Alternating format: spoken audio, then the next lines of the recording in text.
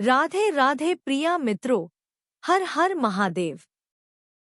श्रावण मास की आपको हार्दिक बधाई।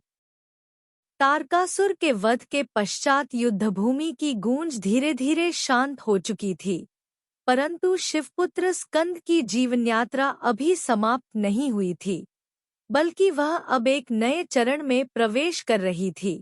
ज्ञान, नीति और नेतृत्व के चरण में तारकासुर का अंत केवल एक राक्षस का अंत नहीं था, वह अधर्म के प्रत्यक्ष स्वरूप का पतन था। परंतु शिवस्वरूप स्कंद जानते थे कि अधर्म केवल बाहर नहीं होता, वह भीतर की प्रवृत्तियों में भी छिपा होता है, और जब तक उस भीतर के अंधकार को दूर नहीं किया जाता, तब तक सच्चा धर्म स्थायी नहीं हो सकता। यही कारण था कि स्कंद अब केवल विजेता नहीं, एक साधक, एक ज्ञानी और एक नीतिद्रष्टा बनने की ओर अग्रसर हो गए। उन्होंने स्वयं शिव से ज्ञान की प्रारंभिक दीक्षा ली और फिर देवताओं की सलाह पर ब्रह्मा जी के पास गए, जिन्होंने उन्हें वेद, उपवेद, धर्मशास्त्र, स्मृति, नीति, तर्क और तत्वज्ञान की गहराई से शिक्षा दी। स्कंद का मन अद्भुत रूप से स्थिर और ग्रहणशील था। वे केवल पढ़ने या सुनने वाले नहीं थे, वे हर ज्ञान को अपने हृदय में उतारते थे और उसे जीवन में उतारने का प्रयत्न करते थे। उनकी बुद्धि तीव्र थी पर अहंकार रहित। वे अपने हर गुरु को नम्रता से प्रणाम करते और हर ऋषि के चरणों में बैठकर मौन ध्यान से ज्ञान ग्रहण करते। उन्होंने याज्ञवल्क्य से नीति सीखी, वशिष्ठ से ब्रह्मज्ञान, अगस्त्य से तप का रहस्य और नारद से लोक व्यवहार का गूढ़ तत्व। इस प्रकार स्कंद न केवल एक योद्धा बल्कि एक ऋषिस्वरूप ज्ञानी बनते जा रहे थे। उनकी उपस्थिति मात्र से ही स्थान पवित्र हो जाता और उनका वचन धर्म का प्रतीक बनता। इसी काल में शिव की आज्ञा से स्कंद को देवसेना का प्रधान सेनापति नियुक्त किया गया। यह केवल एक पद नहीं, बल्कि जिम्मेदारी का प्रतीक था। देवताओं के संगठन, संचालन और रक्षण का दायित्व अब स्कंद के कंधों पर था। उन्होंने देवसेना का पुनर्गठन किया, शौर्य के साथ साथ संयम और नीति को अनिवार्य बनाया। उन्होंने कहा, वीर वही नहीं जो शत्रु को मार दे, बल्कि वह है जो अपने भीतर की दुर्बलताओं को हराए। उनके अधीन आने वाले हर योद्धा को वे पहले तप और सेवा का अभ्यास कराते, फिर ही अस्त्र संचालन सिखाते। उन्होंने आकाश, वायु, अग्नि, जल और पृथ्वी, इन पंच तत्वों के आधार पर सेना को 5 विभागों में विभाजित किया। प्रत्येक विभाग में उस तत्व के अनुसार व्यवहार और रणनीति सिखाई जाती। वे स्वयं प्रतिदिन सुबह ब्रह्म मुहूर्त में ध्यान करते, फिर युवाओं को धर्म, विवेक और नीति का पाठ पढ़ाते और उसके बाद ही युद्धाभ्यास प्रारंभ होता। उन्होंने बालकों को सिखाया कि शस्त्र तभी उठाना जब शब्द विफल हो जाए। उन्होंने कहा कि सबसे बड़ा शत्रु बाहर नहीं, मन के भीतर है। क्रोध, लोभ, मोह, अहंकार और ईर्ष्या, इनसे लड़ना ही असली युद्ध है। इस प्रकार स्कंद एक आदर्श सेनापति ही नहीं, एक आध्यात्मिक मार्गदर्शक भी बन गए, जिससे देवताओं की सेना न केवल बलवान हुई, बल्कि धर्म प्रवृत्त भी हुई।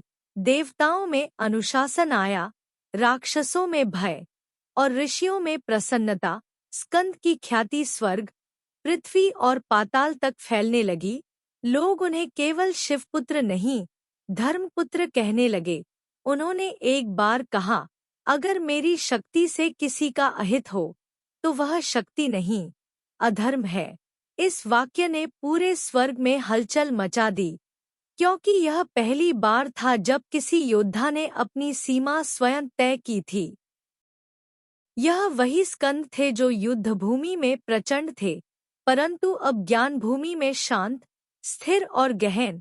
उनका एक हाथ अस्त्र पर होता और दूसरा शास्त्र पर। उन्होंने शिव की तरह संतुलन साध लिया था, संहार और सृजन के बीच।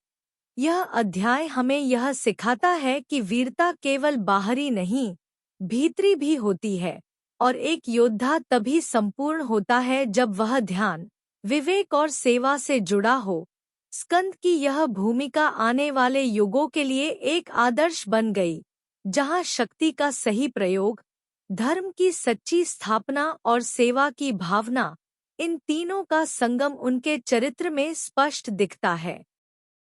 और यही कारण है कि इस अध्याय को शिवपुराण में इतना विशेष स्थान मिला है, क्योंकि यह केवल एक सेनापति की नहीं, एक धर्मनायक की कथा है। स्कंद जब देवसेना के सेनापति बने और उन्होंने धर्म और ज्ञान के साथ वीरता को जोड़ा, तब स्वर्ग और पृथ्वी दोनों लोकों में एक नया उत्साह भर गया। लेकिन जैसे ही शांति का सूरज उगता है, कहीं ना कहीं अंधकार उसकी किरणों को निगलने का प्रयास करता है। ठीक वैसे ही तारकासुर की मृत्यु के बाद भी अधर्म पूरी तरह समाप्त नहीं हुआ था। उसकी कुछ मायावी शक्तियां अभी जीवित थीं, जो छिपे रूप में धरती के तपस्वियों, सत्यप्रिय जनों और देवताओं के मार्ग में विघ्न डाल रही थी। वे शक्ति नहीं थी, लेकिन छल, भ्रम और मोह की ऐसी रचनाएं थीं जो सत्य को असत्य में ढाल देतीं और मन को धर्म से हटाकर अहंकार की ओर मोड़ देतीं। स्कंद को यह संकेत उनकी ध्यानावस्था में मिला कि यद्यपि शस्त्रों से युद्ध समाप्त हो चुका है, परंतु अब एक गूढ़ युद्ध आरंभ होना है, जो आत्मा और माया के बीच होगा, और इसके लिए उन्हें स्वयं न केवल रणनीति बनानी होगी, बल्कि पूरे ब्रह्मांड में धर्म का एक स्थायी ढांचा स्थापित करना होगा। उन्होंने तत्काल सभी ऋषियों, मुनियों और देवताओं को आमंत्रित किया और एक विशाल धर्म संविधान की रचना प्रारंभ की।